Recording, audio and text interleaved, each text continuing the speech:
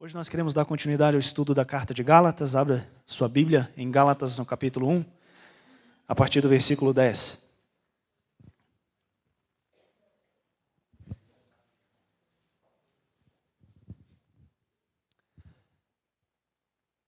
Gálatas, capítulo 1, a partir do versículo 10.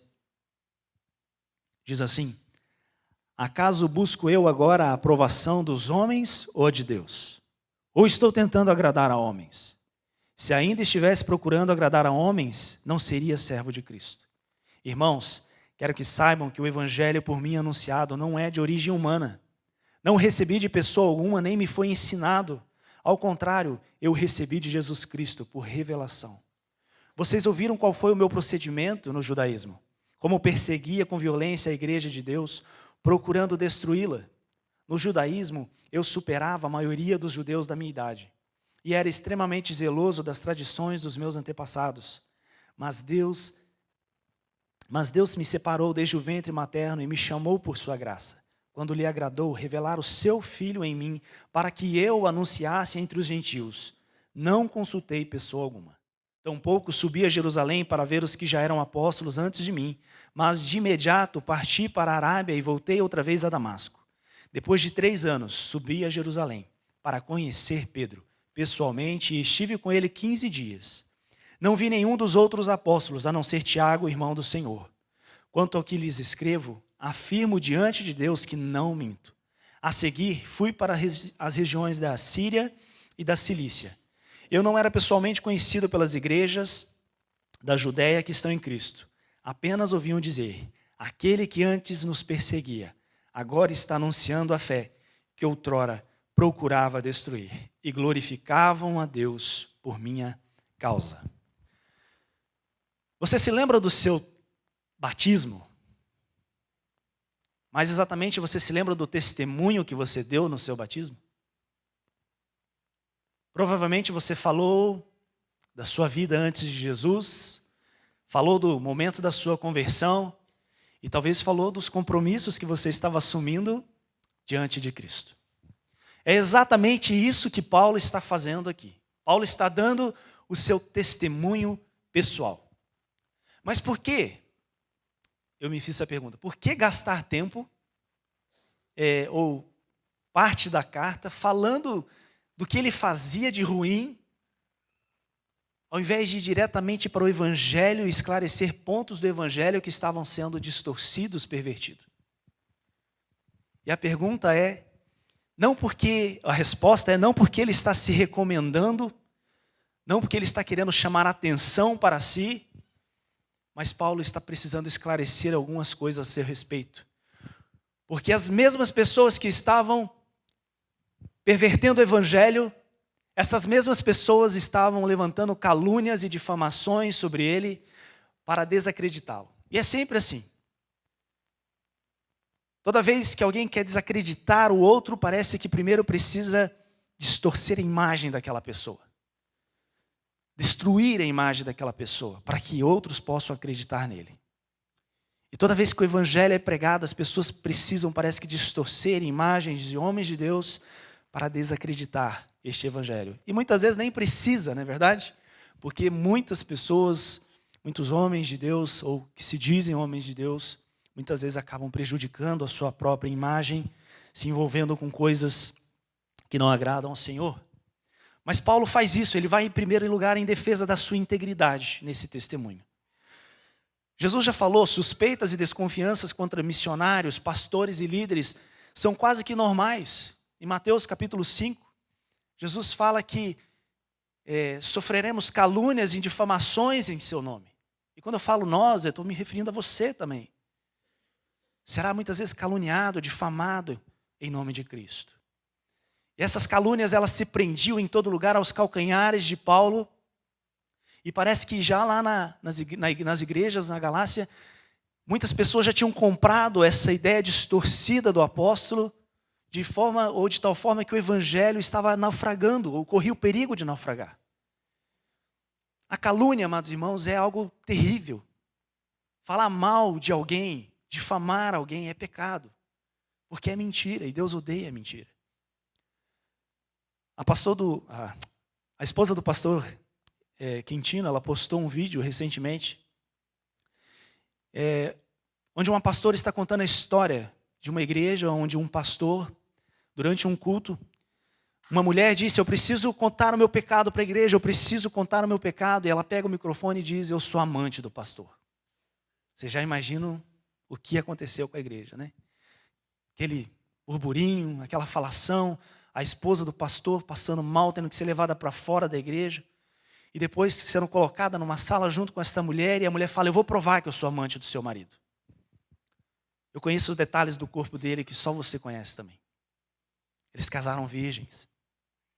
E aquela mulher dá detalhes de partes íntimas daquele pastor, marcas de nascença. E a esposa: é verdade, não tem como ser mentira. Eles tomam a credencial daquele pastor, a esposa se separa dele. Depois de 20 anos, o presidente daquela igreja é chamado para ir na casa de uma mulher. Ele chega lá, era justamente essa mulher. Ela diz: eu preciso confessar o meu pecado novamente. Ou, de verdade agora. Tudo que eu disse aquele dia era mentira. O presidente fica apavorado, junta um grupo de pessoas e encontra esse pastor morando isolado num sítio. E: olha, nós viemos trazer a sua credencial novamente. E ele diz: vocês vão me devolver minha esposa, meus filhos e minha reputação também? Porque senão eu não quero. A esposa já estava casada com outro homem, tinha filhos com outro homem. Tudo porque alguém caluniou a vida de uma pessoa. Mesmo que nós tenhamos sido maltratados, não nos dá o direito de falar mal. Jesus disse que nós devemos amar os nossos inimigos e orar por aqueles que nos perseguem. E isso é tão comum, irmãos. Não é só as pessoas lá fora ou quem não tem Jesus que fala mal dos outros. Nós falamos mal uns dos outros. Pastores às vezes se pegam falando de membros. Lembro da história, acho que foi o pastor Marvin que contou de um pastor que dizia para outro irmão: eu estou orando para que Deus tire aquele irmãozinho da igreja, porque esse irmãozinho é assim, assim, assim, assado. E o irmão fala para ele: não faz isso, deixa o irmãozinho aqui. O irmãozinho ajuda a manter o pastor vigilante, o pastor orando. Que sabedoria desse irmão. E nesse testemunho dessa pastora, que ela conta a história desse pastor, ela me falou uma frase que me chamou a atenção. Ela disse: se você não for capaz de abrir a sua boca para trazer paz para a vida de alguém, não abra a sua boca para trazer o inferno para a vida dele. Forte, né? Mas uma verdade que nós precisamos seguir. E Paulo está tendo que combater calúnias. Estão chamando Paulo de bajulador, que fala apenas para agradar as pessoas, fala apenas ou prega apenas o lado atrativo do evangelho, de que ele não teria recebido esse evangelho de Cristo, mas sim de homens, de que não tem autoridade, de que ele não é um apóstolo como os outros para ensinar um evangelho e principalmente um evangelho livre da lei. Então Paulo começa os contra-argumentos nesse testemunho que ele está dando. Acaso busco eu a aprovação de homens? Já é a pergunta que ele faz, ele já vem com um questionamento, uma afirmação muito forte. Estou eu tentando agradar homens? Se fosse, eu não seria servo de Cristo. Essa calúnia de que Paulo está querendo agradar a homens é uma contradição na boca desses homens que fazem isso, porque eles aceitavam, em parte, que Paulo era servo de Cristo, que Paulo era um escravo de Cristo. E qual que é o propósito da vida de um escravo? Não é agradar o seu senhor? O propósito de um servo não é agradar o seu senhor? Então, como ele pode estar querendo agradar a homens, se ele é servo de Cristo, escravo de Cristo? É como se você chegasse para mim e dissesse: Dé, você é um pastor chamado por Deus, nós cremos que você tem um chamado, você foi ungido pelo Senhor. Aí um dia, de repente, tua esposa vem e fala para mim: olha, Dé, eu estou com dificuldade com meu marido, nosso casamento não está bem. Aí eu vou na sua casa e digo: irmão, tua esposa me apresentou esta queixa. Lógico, não vou fazer assim, senão vai complicar teu casamento mais ainda, você vai brigar com a tua esposa, né? Mas eu vou dizer: olha, vamos fazer uma caminhada, eu quero fazer um discipulado com você. Aí você diz: olha, você é um pastor, você foi ungido por Deus, mas você não tem autoridade sobre a minha vida. Então procura outra igreja, que algum pastor vai ter autoridade sobre a sua vida. É isso que essas pessoas estão falando. Eles reconhecem a autoridade, Paulo em parte, que ele é um escravo, que ele é servo de Cristo. Mas estão dizendo que ele não tem autoridade para ensinar esse evangelho. Se fossem coerentes, teriam que desacreditá-lo completamente, rejeitar completamente toda e qualquer mensagem que ele está transmitindo. Porque o evangelho afasta o espírito de querer agradar pessoas, agradar homens, de querer a aprovação de pessoas. Ele produz seguidores de Jesus confiantes e destemidos. Não, a tua palavra diz que Deus nos deu um espírito de ousadia e não de covardia, para praticarmos aquilo que Deus coloca em nosso coração. Às vezes nós queremos, como pastores, fazer algumas coisas, e eu louvo a Deus pelos anciãos da nossa igreja, que chegam às vezes e falam, olha, eu acho que isso aqui não está legal, cara, não está de acordo com a Bíblia. E aí nós sentamos, nós conversamos, e vamos olhar para a Bíblia. Se estiver errado, opa, vamos parar. Mas se entendemos que está de acordo, que não estamos transgredindo nenhum mandamento, por que não prosseguir? Quando buscamos, amados irmãos, a aprovação de homens, estamos dando a eles direitos sobre o nosso coração que apenas Deus deveria ter. Quando Saul, e se você ler a história de Saul lá em 1 Samuel, no capítulo 15, ele está lá esperando o profeta para realizar um sacrifício, mas começa o povo, parece que aquele burburinho, e ele começa a ficar preocupado com o que o povo vai dizer, que o povo está querendo que esse negócio aconteça logo, e ele mesmo vai lá e realiza o sacrifício. Preocupado com a opinião de pessoas, Saul desagrada a Deus. Sansão, preocupado com a atenção de Dalila, não querendo perder a atenção sexual dela, desagrada a Deus. Não devemos nos preocupar. E isso é muito difícil, irmão, porque todo mundo quer ser reconhecido por aquilo que faz. Ou estou mentindo? A esposa, quando faz um jantar maravilhoso, ela quer que seu marido elogie. O seu marido, quando ajuda a casa, nos trabalhos de casa, quer que a esposa diga, muito obrigado. Todos querem reconhecimento. Todos querem ser reconhecidos de alguma forma por aquilo que fazem. O problema é quando somos dependentes disso. Quando somos escravos disso. Quando a motivação do nosso coração caminha em direção a fazer para receber aqui já o reconhecimento.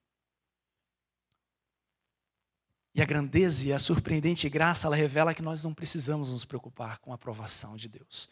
Porque nós já temos a garantia e a aprovação de Deus em Cristo Jesus. Assim nós obedecemos radicalmente. Não para sermos salvos, não para ser merecedores de algo, mas porque já fomos salvos. Já temos o amor do Pai, por isso obedecemos. É impressionante como alguns comentários de certas pessoas me deixam assim, pelo menos a mim, me deixam às vezes espantados. Eu vi um vídeo do Justin Bieber falando da conversão, de um tempo que ele passou com um pastor, e a pessoa que está me entrevistando, questionando agora se ele faz as coisas porque tem que fazer, por regras, ele fala, não, eu faço por amor.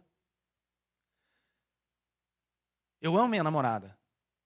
Se eu trair ela porque ela também me ama e ela vai me perdoar, isso não é amor. Eu não traio ela porque eu a amo. Por isso eu não traio a minha namorada. Eu obedeço ao Pai, porque eu quero agradá-lo, porque já tenho o seu amor. Então agora, depois que Paulo deixa claro, eu espero que você também tenha entendido que Paulo não é um bajulador, e que são calúnias, ele agora vai tratar daquilo que importa no seu testemunho do Evangelho. E ele deixa claro que o Evangelho que ele anuncia foi revelado por Cristo Jesus. Que a sua mensagem não deriva de terceiros, que ele não teve contato com os líderes, com os outros apóstolos, pois quando ele vai para Jerusalém, já se passou 2 anos, 3 anos da sua conversão. A revelação do Evangelho que liberta, livre da lei, aconteceu por Jesus como revelador. E quando falamos livre da lei, é da maneira como nós, ou como o homem interpretava a lei. Jesus dava um novo significado, uma nova interpretação, como o Dudu falou, ele expande isso. Mas Paulo recebe isso do próprio Senhor. Mas as pessoas às vezes falavam, não, mas ele se isolou, ele foi depois que ele aceitou a Cristo, ele se isolou, foi lá, e nesse isolamento ele formou um novo sistema teológico completamente novo, contrário ao que ele vivia. Mas a palavra que nós lemos diz que ele deu início ao seu ministério imediatamente. As cidades para onde Paulo vai não são desertos, são cidades, existem povoados. Ele inicia o seu ministério imediatamente. Então os Gálatas, assim como nós, amados, tinham diante deles e nós temos diante de nós um evangelho puro e simples, porém com uma grandeza incondicional. Não há nada para revisar, não há nada para diminuir, não há nada para acrescentar a essas palavras. É sobre elas que Paulo diz que eles devem firmar-se e não se dobrar de novo a nenhuma tentativa de subjugação, pois foi para a liberdade que Cristo os libertou. Foi para a liberdade que Cristo nos libertou.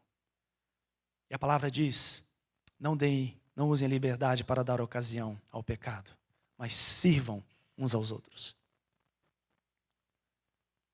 Se eles estavam novamente se submetendo a um jugo, a uma escravidão novamente, quantas vezes nós não fazemos o mesmo? E normalmente a vida vem de um jeito, e aí às vezes nós temos uma vida até boa, porém nós somos alcançados, Cristo é revelado a nós, aí de repente começam a surgir dificuldades financeiras, nos relacionamentos, e aí começamos a voltar atrás e querer andar como andávamos e vivíamos. A graça, a surpreendente graça de Deus alcançou Paulo, abriu os seus olhos e o libertou para viver uma nova vida. Ele nos conta não como ele se torna seguidor de Cristo, mas como Jesus fez dele o seu seguidor. Ele refuta a ideia de que ele chegou a uma conclusão por pensamentos próprios, por raciocínio próprio, por reflexão. Aí ele entra então na sua vida, de como ele era para mostrar isso. Paulo era um judeu acima da média, um zelote. E os zelotes eles tinham algumas ramificações ou algumas classes diferentes.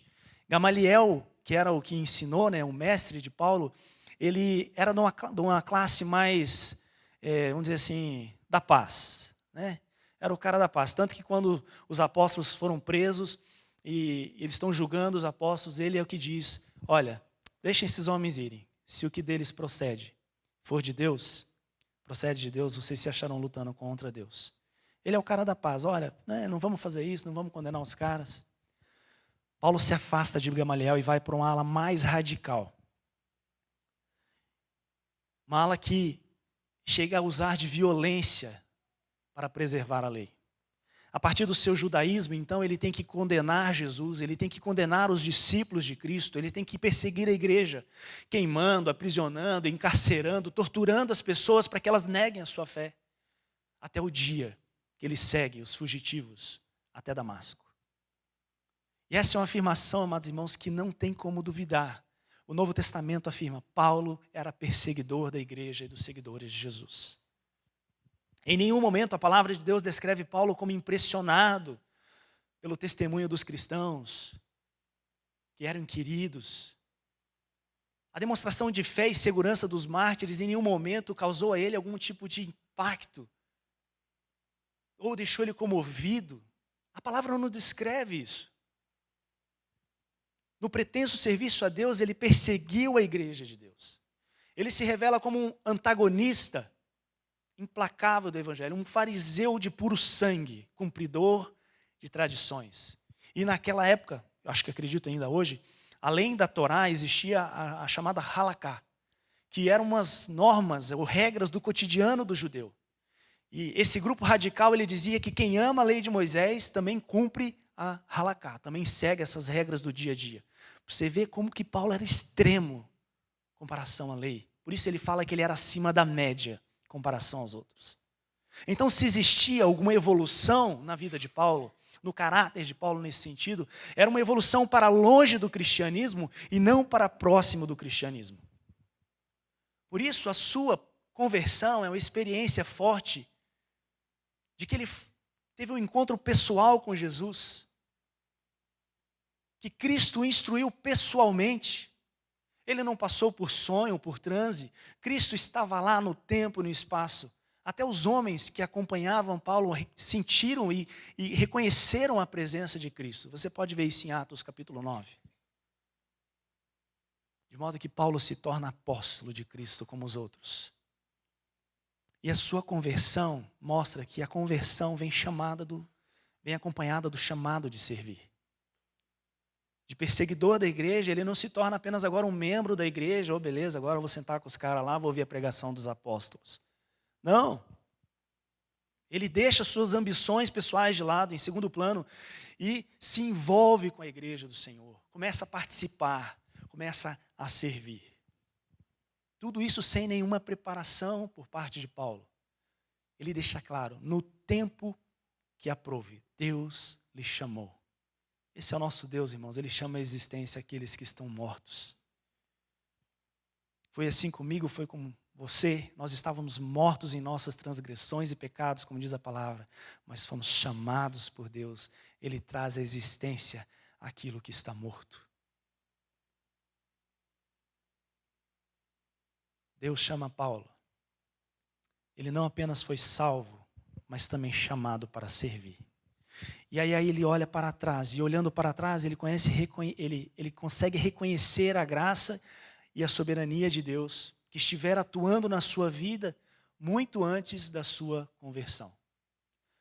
Paulo resistir a Deus e muito, fez muitas coisas erradas, mas Deus invalidara tudo isso. Agora todo aquele conhecimento das Escrituras, todo aquele treinamento que ele teve, toda a dedicação ao cumprimento da lei, agora é usada para a edificação da igreja do Senhor. Que maravilha, né? Só Deus pode fazer algo assim, irmãos. A tal ponto que esse cara é um judeu, e judeu odeia quem? Os gentios. Ao ponto dele passar a amar o povo que eles odeiam e se tornar o apóstolo dos gentios. A surpreendente graça revelada em Cristo nos dá um par de óculos nos quais nós podemos rever a nossa história e enxergar Deus nos preparando, nos moldando, nos capacitando. E mesmo em meio aos nossos próprios fracassos e pecados, Deus está atuando e trabalhando para nos tornar vasos de honra, para revelar a graça dele a este mundo. Tudo isso que Paulo conta só é possível porque ele teve um encontro pessoal com Jesus. O cerne da experiência de Paulo está no momento que Deus revela seu Filho a ele. Diante dos seus olhos físicos e dentro de Paulo, de forma totalmente avassaladora, Deus revela o seu Filho para Paulo. Aquilo que obscurecia a verdade, a realidade a respeito de Cristo vem ao chão. Não à toa, em 2 Coríntios capítulo 3, versículo 16, ele diz que quando alguém se converte ao Senhor, o véu é retirado. Assim como quando Ananias ora por ele e parece que escamas caem dos seus olhos, assim acontece com quem aceita Jesus. E Paulo conhece as Escrituras. A Escritura diz que maldito todo aquele que for pendurado no madeiro. E agora ele está ali diante de Cristo. Como é possível? A Escritura diz que é maldito, este homem maldito, ele foi crucificado, ele foi pendurado no madeiro, como pode ele estar vivo? Mas ele se lembra da Escritura que também diz, porque o justo viverá. E nesse momento, Deus transforma a vida de Paulo, a visão de Paulo a respeito de Jesus. O maldito passa a ser reconhecido por ele como filho unigênito de Deus, que está vivo. Nem a morte pôde detê-lo. É por isso que Paulo então começa a pregar um evangelho livre da lei. Porque agora, a partir de Cristo, a Escritura se lê de uma forma totalmente nova. A liberdade da lei revelada em Cristo revela uma salvação totalmente diferente daquilo que ele imaginava. Revela que em Cristo as promessas estão sendo cumpridas, todas as promessas feitas ao povo judeu estão sendo cumpridas. Em ti serão abençoados todos os povos. E é para isso que Paulo agora está sendo chamado, para levar a bênção aos gentios, a todos os povos. Paulo constata imediatamente que ele não está sendo apenas salvo, chamado. Ele está sendo chamado para sofrer por Cristo. Para que Deus pudesse revelar por meio dele a graça de Cristo Jesus ao mundo. Isso é possível porque Paulo, ele passa a desfrutar, e se você lê mais sobre a vida de Paulo, ele passa a desfrutar e a viver um relacionamento íntimo e pessoal com Deus. Não, porque ele entende que essa revelação não foi dada a ele para conforto pessoal dele, para alegria somente dele, mas que deve ser compartilhada com as pessoas, para que outros venham a ser salvos. É o relacionamento que conduz ao serviço e não o contrário. Infelizmente, amados irmãos, nós estamos vivendo numa época que enfatiza demais a atividade, o fazer, a ação, e não o relacionamento. E essa é uma luta constante, creio que dos líderes, das pessoas que servem na igreja, de pastores, porque constantemente nós nos vemos tomados ou preocupados demais com as atividades do dia a dia. E se não cuidarmos da nossa vida espiritual, a gente esquece de orar, de ler a Bíblia. E quando nós vemos o dia acabou e nós não tivemos o nosso momento com Deus ainda. Tempo a sós com Deus é fundamental para uma vida cristã. Relacionamento com a igreja do Senhor. É o relacionamento com Deus que gera uma vida limpa, que vai nos conduzir a uma vida de serviço a Deus que dá frutos, de acordo com a vontade de Cristo, para que pessoas passem a amar a Deus, assim como nós. Não à toa Paulo diz no final, as pessoas não conheciam, não tinham ouvido muito, tudo que eles ouviram era aquele que antes nos perseguia, agora está anunciando a fé que outrora procurava destruir, e glorificavam a Deus por minha causa. Isso acontece quando nos relacionamos com Deus. Por fim, amados irmãos, o testemunho de Paulo é sobre essa surpreendente graça de Deus que opera de maneira poderosa na mente e nos corações para transformar vidas. É por isso que ele compartilha o seu testemunho e nos chama a atenção, porque é com este motivo que eu e você devemos compartilhar do nosso testemunho, da nossa história, não em benefício próprio, não para chamar a atenção para nós, mas para ajudar as outras pessoas a entenderem quem é Jesus.